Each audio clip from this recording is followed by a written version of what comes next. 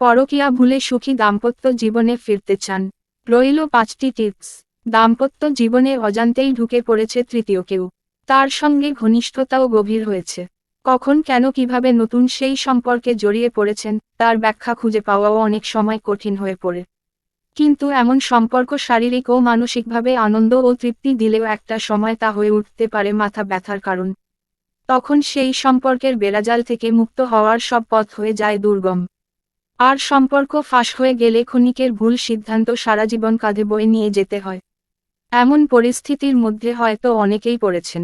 অনেকেই হয়তো এ সম্পর্ক থেকে বেরিয়ে সুখী দাম্পত্য জীবনে ফিরে যেতে চাইছেন, কিন্তু পারছেন না। এই প্রতিবেদনে রইল বিশেষজ্ঞদের কিছু মতামত, যা পরকীয়া ভুলে মূলস্রোতে ফিরতে আপনাকে সাহায্য করতে পারে। 1. কেন এই সম্পর্কে জড়িয়ে পড়েছিলেন আগে সেই কারণটা বোঝার চেষ্টা করুন। বেশিরভাগ ক্ষেত্রে দেখা যায়, দাম্পত্য জীবনে বিশেষ কোনো সমস্যা এবং বিবাদের জেরেই অন্য সম্পর্কে পা রাখেন কোনো মহিলা বা ব্যক্তি।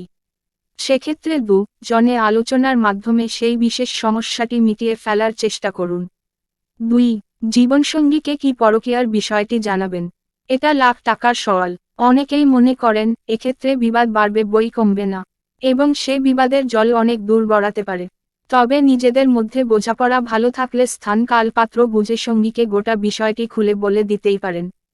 কারণ অন্য কারো থেকে ব্যাপারটা জানলে তা আরও ভয়ঙ্কর রূপ নিতে পারে। 3. একবার পরকীয়া থেকে বেরিয়ে আসার সিদ্ধান্ত নিয়ে ফেললে সেই ব্যক্তি বা মহিলার সঙ্গে সমস্ত সম্পর্ক ছিন্ন করে দেওয়াই বুদ্ধিমানের কাজ।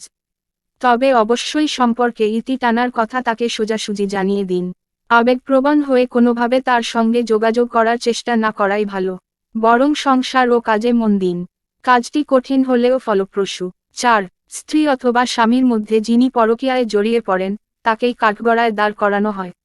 অন্য সম্পর্কে জড়ানোর সমস্ত দায় তার উপরেই চাপিয়ে দেওয়া হয়।